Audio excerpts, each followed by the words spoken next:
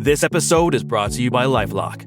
It's tax season, and we're all a bit tired of numbers. But here's one you need to hear. $16.5 billion. That's how much the IRS flagged for possible identity fraud last year. Now here's a good number. 100 million. That's how many data points LifeLock monitors every second. If your identity is stolen, they'll fix it. Guaranteed. Save up to 40% your first year at LifeLock.com/podcast. Terms apply. Hello, this is Simon Brew. I'm the editor of Film Stories magazine, and a very warm welcome to the Film Stories podcast. Come with me. And I show you how deep the rabbit hole goes. And movies that had stories. That the story just sucks them in. This is just the beginning. Stories. We would be honored if you would join us. Hello, and a very warm welcome to Film Stories with Simon Brew. I am Simon Brew, that's everything you need to know about me. The aim of the podcast, though, well, I'm here to talk about and celebrate movies. And I talk about, as the title suggests, the stories of films. So I talk about development stories, production stories, behind-the-scenes stories, marketing stories, all the bits and bobs that go to make the films that we know and sometimes love, just that, the films that we know and sometimes love. The films that I tend to talk about in this podcast have more of a mainstream leaning, really. They tend to be films I'm interested in to some degree. I don't do snark, lots of snark available out there. That's not being snarky about people who do snark, it's just not my thing, really. Instead, I just waffle about films, and so I think that's enough preamble, isn't it? I'm going to crack on. Here's a clip from the first of the two films I'm going to talk about in this episode.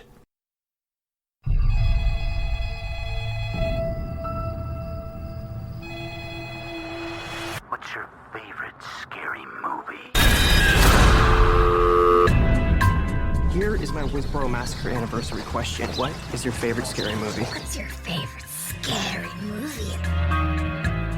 One generation's tragedy is the next one's joke. What is your favorite scary movie, man? I'll show you.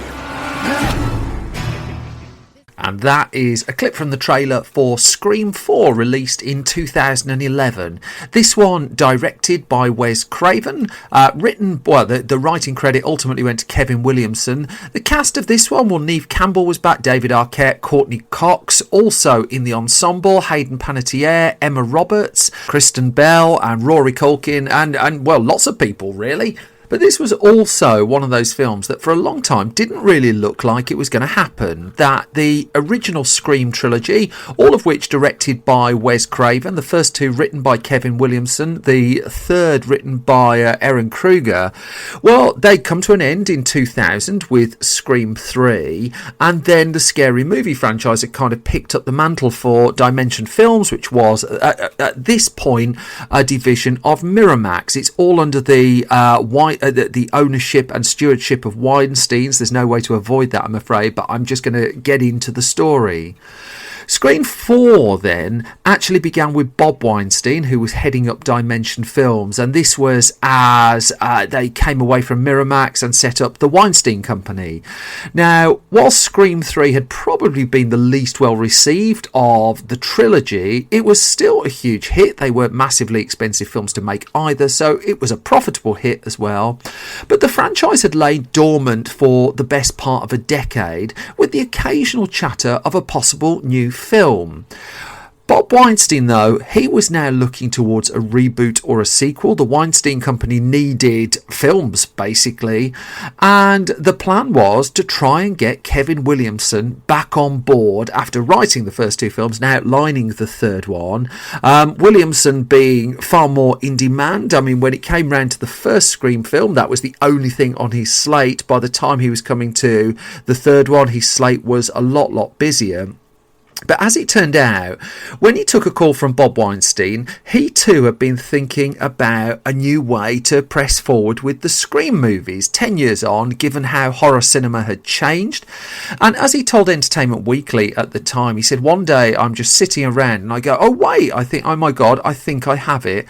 And then I started thinking about Scream 4. And Williamson said at that point he worked out what the story was, who generates the plot, and he went back to a treatment that he'd written for Scream 3 that ultimately wasn't used, which would have basically taken everything back to the town of Woodsboro where Scream started. And he told Entertainment Weekly, I always wanted to go back to Woodsboro. So what he did is he worked out what would happen to the character of Sidney, played by Neve Campbell in the films. He would have worked out who lives, who dies, and then at that point he was ready to have the conversation with Bob Weinstein. And by Williamson's telling of the story, he said, quote, I called him up and I pitched him. Of course, he just heard Scream 4. Literally after I pitched the first scene, I think he just stopped listening and was just like, write it, write it, write it. Now, the Scream films had at this point been directed, all of them directed by the late great Wes Craven, but of course Williamson didn't write that third one. And Craven, in an interview with Movie Maker magazine, said that in the aftermath of the first 3 Scream films, he'd watched the rise of the Scary Movie franchise. Now, Scary Movie, of course, was a spoof of Scream. You can spoof a spoof, it seems. And the Scary Movie franchise picked up when Scream stopped. I think 4 or 5 films ultimately came out of that, all of which ridiculously profitable. And he admitted that the Scary Movie film, the first one, was quite painful for him, not simply, as Movie Maker magazine wrote, because it poked fun at a franchise that he'd worked so hard to create, but also because they replicated exact shots from the original and he didn't have a financial piece of it.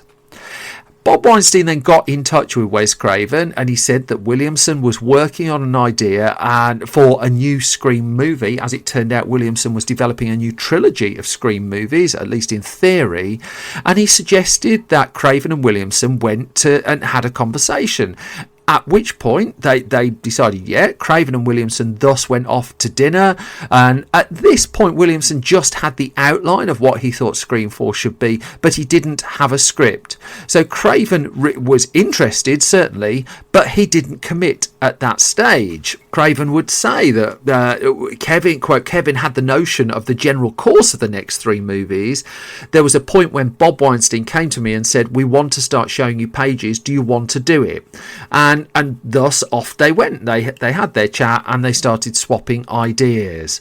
But it's interesting that Craven wasn't really the first on board. It started with Weinstein and Williamson, and as Craven would admit, he came into the film after the pair had already been working together for quite a while and working with ideas. That the original idea for Scream 4 wasn't anything really that involved Craven, but conversely, once Kevin Williamson did agree to press ahead and actually write a screenplay and commit to the project, at that point Craven got a lot more involved. But then Craven was also busy. He was working on another film that would take him down a slightly different path to the one that his audience ordinarily expected, called My Soul to Take. And this was being put together during, effectively, Scream 4's pre-production, and the release of that would come fairly close to that of Scream 4 and would impact Wes Craven quite a lot as well, in a way that really kind of stung him.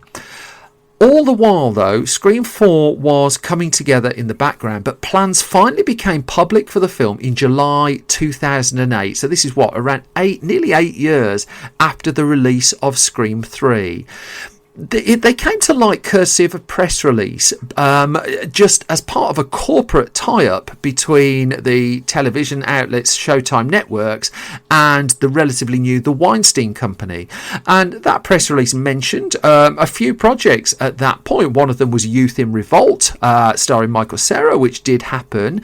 A remake of $6 Million Man called $6 Billion Man, which for a while was going to star Mark Wahlberg. That didn't happen. There was a remake of David Cronenberg's Scanners on that press release. That didn't happen. Piranha 3D was on it. That did happen. But also it just said, quote, restarting the Scream franchise with Scream 4. And by the language there, you can tell straight away they weren't looking at just one film. They wanted this franchise to be up and running again. Notably, in the middle of 2008, though, no talent was announced at this point. In the backdrop of it, Williamson was working on the script and having conversations with Craven. And when Craven ultimately decided to officially sign up, he and Williamson worked on various different threads and different ways forward for the film. There was it's fairly well known that there were lots of ideas they had for Scream 4 that didn't gel and didn't work. In particular, there were the character of Gail and Dewey, played by David Arquette and Courtney Cox.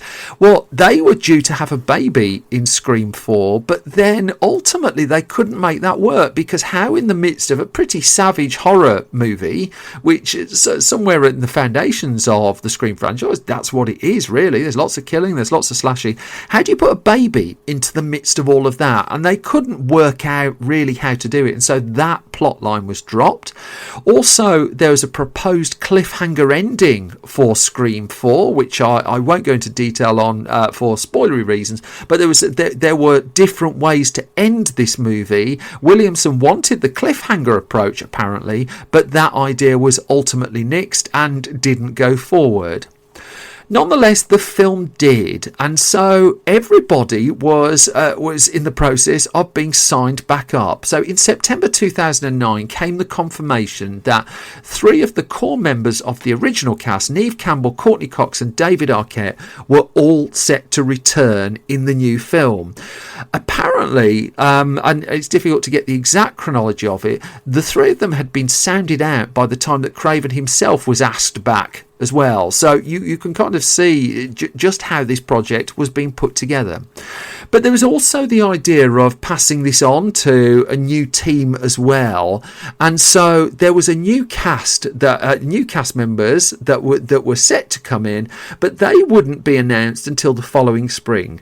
Before that, however, and we're now up to March of 2010, so this is just over a year before the film was actually released, Variety confirmed, it was confirmed for the first time in Variety, that Wes Craven had signed on as director. Now, he'd been involved in the project for a while building up to that, but that was the first official word that he was coming back for the film.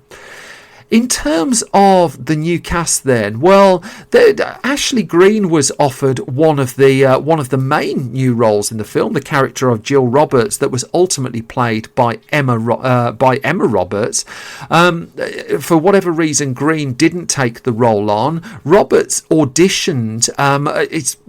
The story goes that she finds horror films quite scary in real life, so doesn't tend to watch them, but she did watch the Scream movies as she grew up.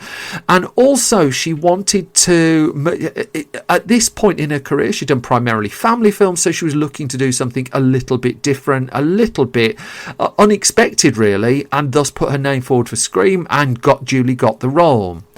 Hayden Panettiere at this point was on a hot streak off the back of the TV series Heroes, and she was cast in the role of Kirby Reed. Rory Culkin, meanwhile, he came in as well. He played Charlie Walker in the film. But there were people cast who dropped out fairly quickly before and after production. So Lake Bell and Lauren Graham were both cast in roles, but the former dropped out days before filming, and the latter dropped out just as production began, with generally scheduling conflicts being cited as the reason why. For the newcomers who were coming in to audition for the film, they weren't able to audition using the script for the movie. They were having to use the script from Scream 1 to audition for their roles in the movie. But while all this was coming together, there was friction also behind the scenes, and there was clamour for the services of Kevin Williamson. So Williamson and Bob Weinstein, well, in interviews, Williamson talks about how they just over time kept falling out and making up, falling out and making up.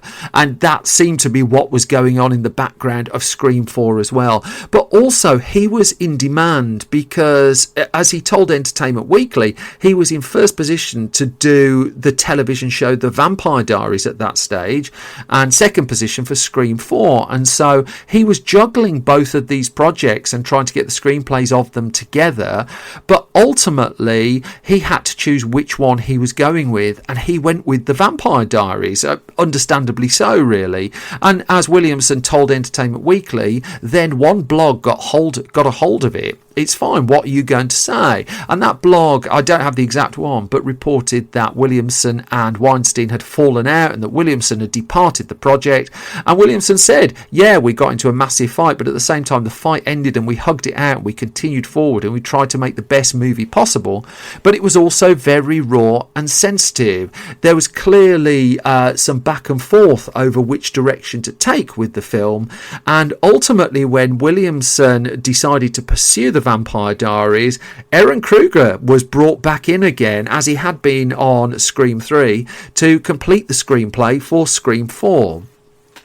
The table read then finally took place for the movie on June the 25th, 2010, and at this point the ensemble cast assembled to read the script, but were told to stop, as the story goes, at page 75, so that those already in the film were not allowed to know the ending of the movie. There was such a veil of secrecy over certainly the back end of the film, again understandably so, but also this was a film whose director, as we're going to see, would be openly tweeting about the movie, and there was a lot done to bring publicity to it. As then the production notes for the movie stated, the Scream 4 started shooting in the summer of 2010 in Ann Arbor in the Michigan area of the US, working on a budget of $40 million, and the film would shoot through until late autumn. But as the Hollywood Reporter noted at the time, quote, the script, according to insiders, is 140 pages long. Now, the general parlance with a screenplay, the general feeling with a screenplay is 1 page equals 1 minute of screen time. So this was pointing towards Scream 4 being, just as a beer mat estimate, 2 hours and 20 minutes long, which clearly wasn't going to happen. So there was going to have to be some quite heavy cutting down of the movie to get it down to the kind of length that would work for the film. The shoot for the movie also was scheduled to be 42 days, but this turned out to be a movie that went over. It went over by a couple of weeks as it happened, and production wouldn't wrap up until September the 24th of 2010. It was a practical production. That the Scream films had always been shot in actual houses, and so scripts had been written with detailing certain sequences and how some pursuits in houses take place, and then they get to the location house and then they would have to retool how these sequences were put together once they actually saw what they were working with. Now, also, while this was going on, My Soul to Take, the film Craven had shot just before, was in post-production, and the decision had been made very late in the day, and this was the era when this was happening, to add a 3D bolt-on to the movie in post-production.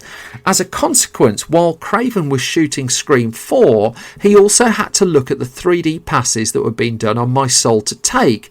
This required him to travel 40 miles away to a place where he could go over those and give his notes and feed them back. And he said people would fly in from California to take notes, then go away and come back the next weekend with revisions. That went on for months. That the post-production of My Soul to Take was really quite difficult. But also there was a sense that the production of Scream 4 itself wasn't being particularly straightforward or easy, and this came to public attention courtesy of Twitter. Surely not. So Wes Craven was a regular tweeter during the shoot of the movie, and it was bringing attention to the film, and competitions and posters and little tidbits about the film were being offered courtesy of Twitter. He wanted to keep the film secret, but then, out of the blue, came a tweet that understandably got very widely picked up by the film media, where he declared he was, quote, not quote, in control of the script, that he was on Scream 4, and this immediately put across, understandably, the impression that this was not Craven's film, that someone else was calling the shots. And he would later clarify this in an interview with Total Film around the time of the film's release, where he said, quote, I was just stating the facts. In some ways it's a Wes Craven film, and in some ways it's not entirely, because it's not a script I have control of. Well, this goes to the fact too that Williamson by this point had departed the project, and there were rumours that he'd been unhappy with the way things were going, and he would address those rumours afterwards, as we discussed. But Craven would also say, quote, "Look, there was a bumpy period when things shifted over from Kevin to Erin Kruger, who took on the screenwriting role. I signed up to do a script by Kevin, and unfortunately that didn't go all the way through the shooting." So clearly there was flux going on even as production was ongoing. And again, don't forget, this was only 45-day shoot. This was not a long production going on for months. This had to be sorted relatively quickly. It also became known that Paul Harris Boardman, who penned The Exorcism of Emily Rose, he did some production rewrite work too. And then around the time of the film's release, Craven would tell Collider in an interview that he too had to write sections of the film. It's important to know in the context of all of this, because it sounds very stirry, that Craven would also declare on the same press tour that he was happy with the film and how it turned out. And also Williamson too would clarify he hadn't stormed off and he was being supportive of the film, and he was very open about the fact that he was wishing the film well. The film then wrapped up at the end of September 2010, and Wes Craven's My Soul to Take headed into cinemas in October 2010 and was pretty much annihilated by the critics. It got hostile reviews, and its box office turned out to be poor as well. The film had cost $25 million to make. It would go on to make just over $20 million worldwide, and the 3D makeover that Craven had been instructed to do didn't turn out too well either. And Craven was having to lock down Scream 4 in the aftermath of the reactions to My Soul to Take, and he gave a really melancholic interview to Movie Maker magazine where he said, quote, "Until My Soul to Take, I thought I kind of knew my audience, but there were some very vitriolic and nasty reviews and a general response that said, F you, Wes Craven. I actually ran across things like R.I.P. Wes Craven. I opened up a book on filmmakers and saw my name and it said, won't somebody please tell this guy to retire? There was a vein of viciousness that I'd never really experienced before." And so whilst he thought at this point Scream 4 was going to do well, he did say, quote, "Maybe some of those people will say Wes Craven's back, but I know I can't trust them anymore. And in the horror community, it doesn't feel like there's a big search for something more complex than just more scares and blood." And that's kind of disappointing. Nonetheless, anticipation for Scream 4 was still high, and a first trailer popped up early in 2011, and I was working for a different film website at the time, and I remember putting that trailer live, and then I remember getting a cease and desist letter for doing so as well, because it turned out the first trailer, which came out of Canada if memory serves, had some problem with the music. I ended up having a very nice conversation with a very legal person from Canada. Worked out all right in the end, but crikey, that was fun. But nonetheless, there was a build-up of anticipation for the new Scream film, and there was this plan that the franchise was going to be relaunched, that Scream 4 wouldn't be it, that there would be a Scream 5 and a Scream 6. And in fact, as Craven would tell Entertainment Weekly, in the build-up to the release of Scream 4, yeah, I'm signed on for the duration.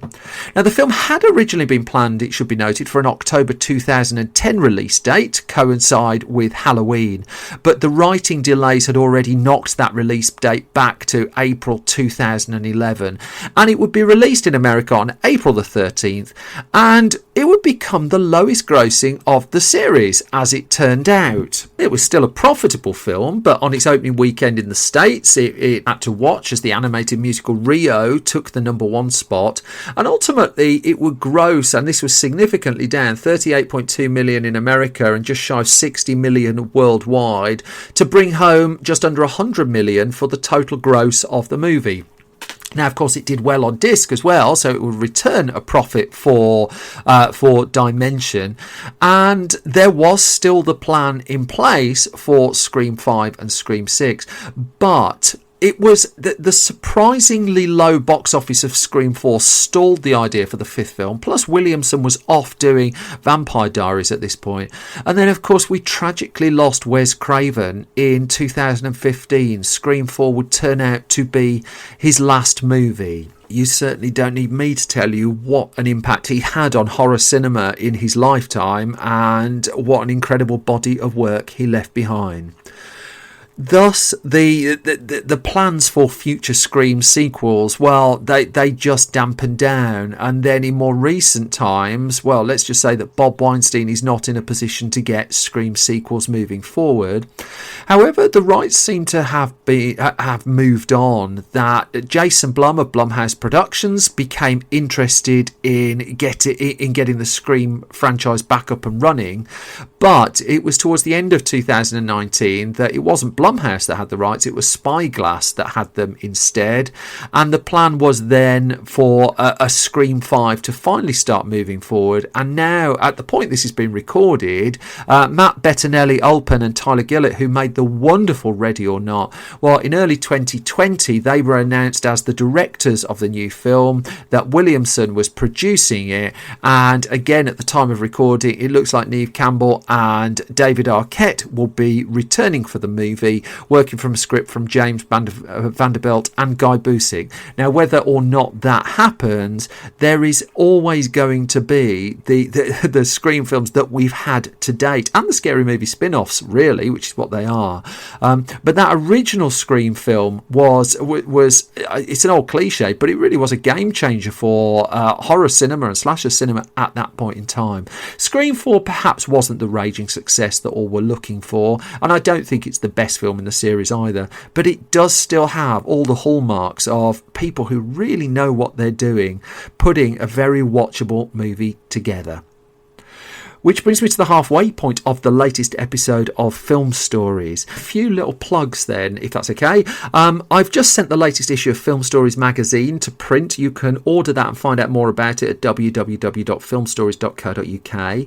If you like this podcast, I rely just basically entirely on your word of mouth. Please do subscribe at your podcast host or repository of choice. If you can leave ideally a hugely positive review, it's stuff like that that really gives me the fuel to keep this going and to bring the podcast to the attention of more people.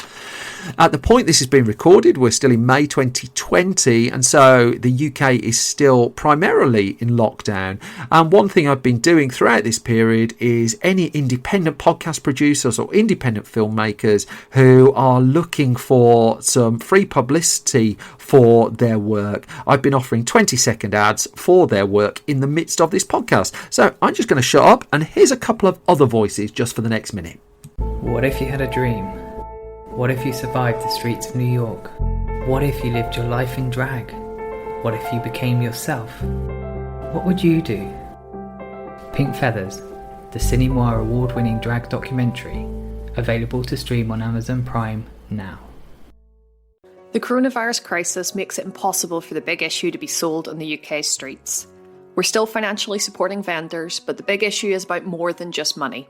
That's where the Big Issue podcast comes in. Each week of the lockdown, we're celebrating the friendships inspired by The Big Issue. To find out more, go to bigissue.com/podcast. And now you're back with me, and I'm going to crack on with the second of the two films I'm talking about in this episode of Film Stories. Let me play you a clip, and I'll pick up the story the other side of this. Do you know how to use that thing? Yes. The pointy end goes into the other man. This is going to take a lot of work. This is called a training circle, the Master's Wheel. This circle will be your world, your whole life. Till I tell you otherwise, there is nothing outside of it. Captain Love is... There is nothing outside of it. Captain Love does not exist until I say he exists. I love this film. We're back in 1998 for The Mask of Zorro, directed by Martin Campbell. Story credit went to Ted Elliott, Terry Rossio and Randall Jansen. The screenplay credit to John Esco, Ted Elliott and Terry Rossio, based on the character of Zorro, created by Johnston McCulley. The cast of this one led by Antonio Banderas, Catherine Zeta-Jones and Anthony Hopkins. Now, Zorro's origins go back to the 1910s with Johnston McCulley McCulley, who was a police reporter who invented the character in 1919. The character over time would appear in lots and lots of movies, not least when Douglas Fairbanks Sr. played him in The Mark of Zorro. That's what kicked off the screen adventures of the hero. Several iterations, of course, followed, and the last story that Johnston McCulley wrote was in the 1950s, and that was The Mask of Zorro. Now, there was a company called Zorro Productions, so it was fairly clear what they were looking to do. And in the mid-1990s, the president of Zorro Productions was a man called John Gertz. He asked a relative, this is Nancy Larson, to start on a first draft of what would be a new Zorro film at this point. This was in mid-1990, and the script came together and was good and went to market in early 1991. Now, at this stage, Steven Spielberg was working with TriStar Pictures on the film Hook, which I've covered in a previous Film Stories podcast. And so, as the Washington Post reported, TriStar soon bought the rights to the new Zorro in early 91, with Spielberg at that point set to direct. There were lots of offers from studios, as Gertz discusses in the documentary that's on the DVD release of The Mask of Zorro. But what turned his eyes was not the money, it was the idea of working with Amblin Entertainment and particularly Steven Spielberg. Now, for the sake of context at this point, in early 1991, there was a feeling in Hollywood that the swashbuckler was back, that there were dueling Robin Hood films heading to the screen that year. Robin Hood, Prince of Thieves, again, I've covered in a previous podcast. And Spielberg was quite hands-on with his thoughts of what the new Zorro film should be, that they were, and it was generally all agreed, they were looking for a fresher, more modern tone. Also, though, with the Robin Hood films moving forward, Hollywood was looking for other swashbuckling projects, and so a trio of Three Musketeers films quickly got moving. Now, there's one from Disney that was ultimately directed by Stephen Herrick, headlined by the likes of Kiefer Sutherland and Chris O'Donnell, that did get made. But at one point, it looked like a TriStar production directed by Jeremiah Chechik, who would go on to who did a delightful film, Benny and June. He would go on and do 1997's The Avengers as well. He was set to direct this particular Three Musketeers, and a screenwriter by the name of Joel Gross had penned it. Now, as it turned out, at the point that the world learnt Gross would had put together a Three Musketeers film, that was in November 1992. That was when we also learned that he was working on the Zorro movie, that he'd been brought in to work on the script for the film. Now, at this point, the only name that I could find any evidence of being linked with playing Zorro was the late brilliant Raul Julia, who again, I've talked about him when I discussed the two Addams Family films. Julia would be taken from us in the early 1990s, and so by the time The Mask of Zorro happened, obviously he would not be in contention for that. It turned out, going back to Joel Gross, though, that TriStar was really happy with what he'd done on the Three Musketeers, with the script that he put together, and as a consequence they offered him a 2-picture deal. Zorro was one of those pictures. The other was a film for director Jerry Zucker called The Bystander that ultimately didn't get made. Zucker would go on to make First Night, which I'm coming to just in a minute or two, for Columbia TriStar instead. So there was the logical union with Spielberg ran through to the release of Hook, which underperformed. I think that's pretty well known. But also, TriStar's Three Musketeers film then fell apart when Disney's film was ready to go and TriStar's wasn't. Now, there was a bit of a war of worlds over this. There was a feeling that perhaps the acting talent hadn't been locked down quickly enough. But then TriStar head Mike Medavoy in February 1993 implied that the screenplay was the problem. And I've gone through Medavoy's memoir, and he doesn't mention this, but it was reported in the Hollywood press. The screenplay wasn't believed to be the problem, rather that Disney had got its act together faster and Disney's movie was going, and so this was one of those instances where there's little point being in second place. Thus, TriStar had an unhappy screenwriter, but whilst Gross wasn't best chuffed with some of the words that were going out, things were reportedly ironed out.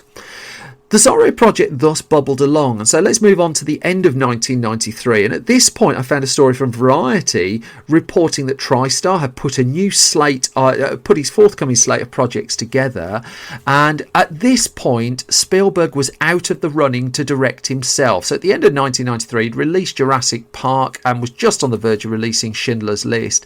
The infancy of DreamWorks SKG, well, that was coming just a few years later, where Spielberg would be co-owner of his own movie studio. Whether that was a factor or not isn't clear, but what was clear was Spielberg was no longer going to direct this film, and in fact, instead, cinematographer Mikhail Salomon was in line to take the helm and was named in that Variety report as the new director of Zorro. It was off Spielberg's recommendation too. Now, Salomon had shot films like Backdraft and Far and Away for Ron Howard, and he'd shot Always, one of the most underwatched and perhaps underappreciated Spielberg films. And so Spielberg put him forward as a director of a film called A Far Off Place, which Salomon went on to do. He would also work with Spielberg on the TV series Band of Brothers, for which he'd won awards, and thus it's fair to say that Spielberg was influential in him landing the Zorro job, and at the end of 1993 he was the director of the film. Salomon would stay aboard Zorro for the best part of a year, and in fact by August 1994 this one looked like it was ramping up, because it was revealed at that stage that Sean Connery was in the running for the role of Diego de la Vega, who basically is the older Zorro in the film.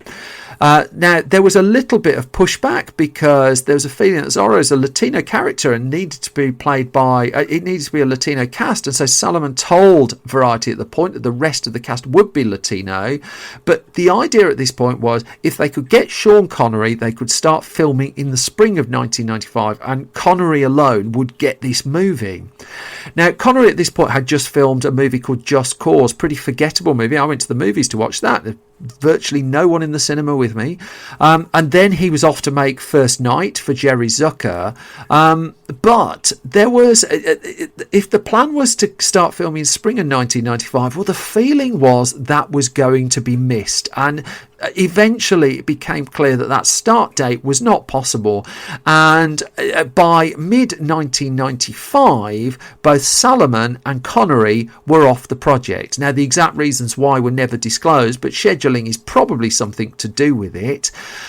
As a consequence of that, Salomon would go on to make a film that was originally called The Flood, but would change its name to Hard Rain, starring Christian Slater, and that would get delayed several times during its production, a story for another time. But as we headed towards the autumn of 1995, in came another director, and this time Columbia TriStar, owned by Sony of course, had its eye on Robert Rodriguez to direct. Now, Rodriguez had burst onto the scene with the film El Mariachi. His book on the making of that film is exceptional, can't recommend it enough, and thus Sony had signed him up to basically do a sort of remake stroke sequel of that, Desperado, with Antonio Banderas in the lead role. And Sony, thus, the approach went to him to do Zorro. Rodriguez was interested in it. It was Rodriguez who first introduced Antonio Banderas he cast him in the role of Zorro. He was the one who introduced him to the project. Now, the idea then was that filming would begin in January 1996 in time for a Christmas 1996 release. But there were problems. Wouldn't be much of a podcast if there wasn't, to be fair. The budget had been pegged at $35 million for this one. It was about to go a lot higher, but at this point, $35 million. Rodriguez argued he needed more, that he wanted $45 million. The studio was looking to meet that about halfway. And in the midst of all of this, the start date was pushed back to the Easter. Rodriguez was also making Desperado, and when he was looking to tackle Zorro, he was pushing, as the story goes, towards a more R-rated version of the story, a darker take on the material, whereas TriStar, for its part, was looking for a family blockbuster. It's seen the kind of money that Robin Hood, Prince of Thieves had made for a start, and that went out with a PG-13 rating. As a consequence, TriStar wanted that, and the creative differences soon started to bubble up. In 1996, therefore, Rodriguez was off the film, and he would go on to do From Dusk Till Dawn instead, and then a couple of years later he would do The Faculty. Banderas, though, he stayed aboard and he threw himself into the training for the film. He wanted to do as many of the stunts in the movie himself as he could, and so he trained with the Spanish Olympic team, the Spanish Olympic fencing team, for a period of time, and legendary sword coach Bob Anderson came in to work with him as well and would be extremely complimentary about Banderas in the aftermath of the film's release. But in terms of a director, well, they needed someone who could take an existing franchise and reinvent it and make it relevant for a modern audience. Martin Campbell in 1995 had been at the helm when the James Bond films came roaring back into cinemas with GoldenEye starring Pierce Brosnan, and as a consequence he was just the kind of person they were looking for. The problem, though, was that Campbell had been offered the next James Bond film that would go on to be Tomorrow Never Dies, due for release in 1997. Campbell turned that film down because he didn't, as the story went, want to do two 007 films on the trot. And so he was intrigued by the offer to do Zorro. He went back and watched all the old movies. He signed on the dotted line. Also in the running for Tomorrow Never Dies, as it happened, was Anthony Hopkins. He was one of the people targeted to play the villain in the movie, but as the tale is in this case, it's said that Hopkins received an incomplete script, wasn't massively impressed really by that, and decided to turn Tomorrow Never Dies down and pick Zorro.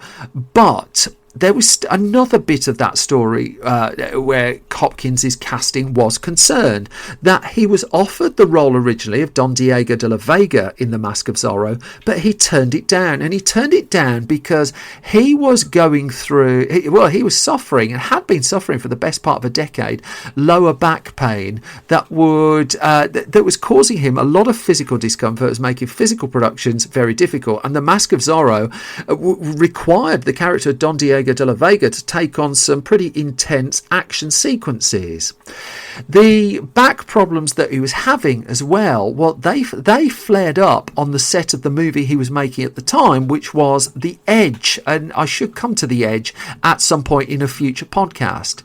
The Edge was being made for release in 1997, directed by future Bond director Lee Tamahori, written by David Mamet, and it's a bit of an underrated movie, The Edge, but production on that one had to be held up when Hopkins had laser surgery on his back, that the pain was so much it caused a delay in filming on The Edge.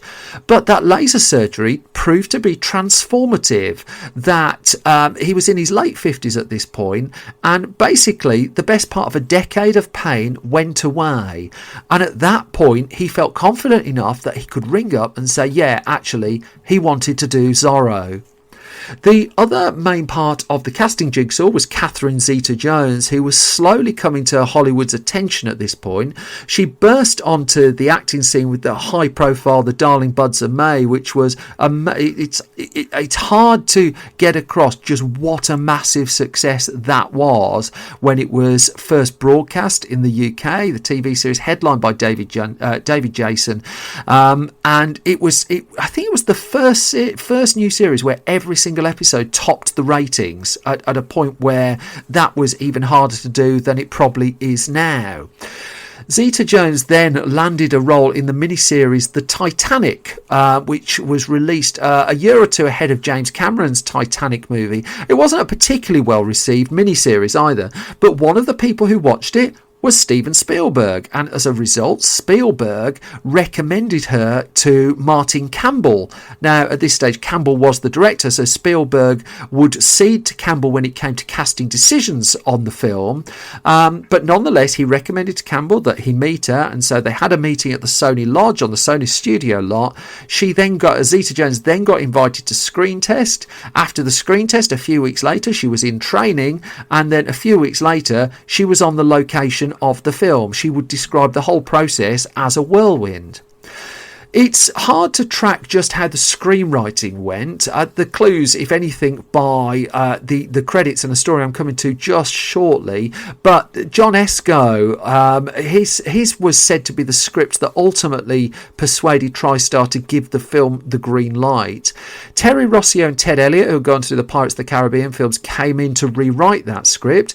Then Zach Penn came in to do some work on the screenplay, and Campbell brought in David S. Ward, Oscar winner for The Sting, also the director of King Ralph, to do quite a lot of work, and I'm coming to him shortly.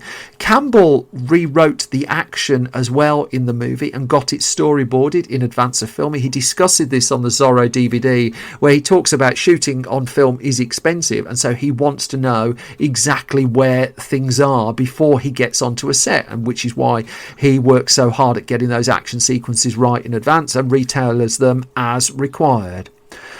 Finally then, all the ingredients were in place, and in early January 1997 the production headed to Mexico to begin filming. This was a long location shoot that filming began on January the 27th. Its studio base was Churubusco Studios in Mexico City, with locations half an hour away from the studio.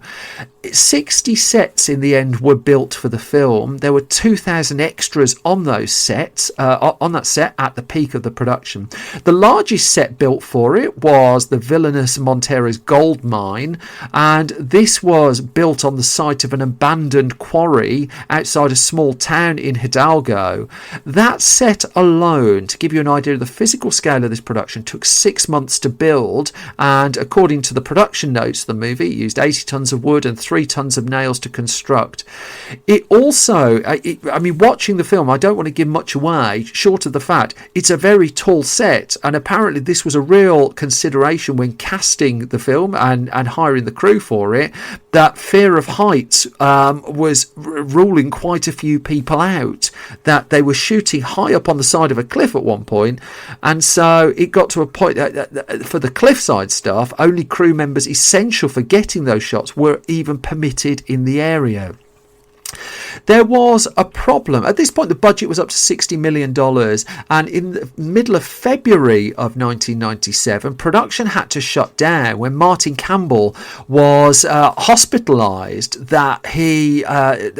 At this point, they were a couple of hours east of Mexico City, but he got a pretty unpleasant case of the flu, and 4 days of the production were lost. He went to hospital, was subsequently discharged, and the film could carry on, but it was severe enough that the shoot of the film actually had to stop. The film then wrapped its shoot in May 1997, but the post-production of this one would not be without some significant challenges, and they were still just over a year away from the release of the movie. One practical problem they hit was that the prop swords in the film were aluminium, and as such, when they clashed with each other, they weren't making a particularly convincing sword clinking sound when they came together. As a consequence, if you go back and watch The Mask of Zorro, just bear in mind that every time a sword clashes with another, that sound had to be added on in post-production because the stuff that they recorded on location just wasn't able to be used. The film also had a different initial ending, which again, I don't want to spoil the detail of it, but there was an ending that Spielberg and Martin Campbell as well felt ultimately was too depressing, to the point where they insisted the ending had to be changed, and this required some reshoot work 3 months after filming had been completed. And so the continuity problems of that, again, given that this was such a practical production, were particularly testing. The other story that dominated the post-production of The Mask of Zorro, though, was the arbitration over screen credit, that David S. Ward had been brought in to rewrite the dialogue for the film, that he'd polished a couple of scripts, and Campbell would say he'd worked his way through all of the dialogue in the film. And Campbell told the Los Angeles Times in 1998 that David S. Ward should get screenwriting credit, but as it happened, the Writers Guild of America ruled against him. And the LA Times report says a committee of his peers from the Writers Guild of America, after studying the evidence, determined that 3 other writers should share the credit. John Esco, whose script prompted the studio to greenlight the film, and the team of Ted Elliott and Terry Rossio, who created the original screenplay. Zach Penn had been put forward for a credit, as it turned out, but he declined the offer. He was flattered by the offer, but he didn't feel he'd done enough work to really, in the final picture, to really deserve it. Ward, for his on his part, he would say he'd be quoted in that Los Angeles Times article saying he was, quote, stunned that he didn't get credit, and apparently not getting that credit in the movie cost him $150,000. That was the value of the point that he would have got. The film ultimately was wrapped up then and made it into cinemas in the US in July of 1998. Reviews, as it happened, were probably not as kind as you might think. That it was quite a middling response to the movie. I thought it was terrific. I still think it's terrific. I rewatched it in the build-up to recording this podcast. It did open at number 1 at the US box office with $22 million. The budget at this point had ballooned to $95 million, so it had a bit of money to recoup. It knocked Lethal Weapon 4 off the top of the chart that had opened the week before. The other film that opened that week in America was There's Something About Mary, and There's Something About Mary would be a film that would ultimately make its way to the top of the US box office, but not for several weeks. A real rarity, that. To give you some context of what else was around at the time, Dr. Dolittle, Small Soldiers, Mulan, The Truman Show were all in the top 10 at that point. And the film would ultimately, it would go on to make $250 million worldwide and would be deemed enough of a success to warrant a sequel coming together. Surprisingly, the sequel took some time, though. The Legend of Zorro wouldn't follow until 2005, but it would bring back Antonio Banderas, Catherine Zeta-Jones and Martin Campbell. However, on the flip side of that, the film wouldn't be as well received at all, either critically or commercially, and any plans for future Zorro films beyond that, well, they were kind of nixed by the disappointing response to the movie. In more recent times, there has been talk of further Zorro reboots, but they are perhaps fittingly, being as Zorro films seem to take a while to come together, that still seems stuck in some degree of development hell. But The Mask of Zorro is a real standout, particularly, and if you've not seen it as well, it's PG certificate, it pushes PG, I'd suggest, but it's a real treat, a charming, funny, exciting action movie, and very practically driven. It took a long time to get to the screen from the first script being commissioned. I do think it was worth it. Which brings me to the end of the latest episode of Film Stories. I've waffled a lot, so I'm going to get through this quite quickly. You can find me on Twitter at Simon Brew. Find me there if you want one of those adverts in the middle. My direct messages are always open. You can find the Film Stories Twitter account at Film Stories Pod, which also has stories from our website, which is updated every weekday with loads of features and loads of news stories as well.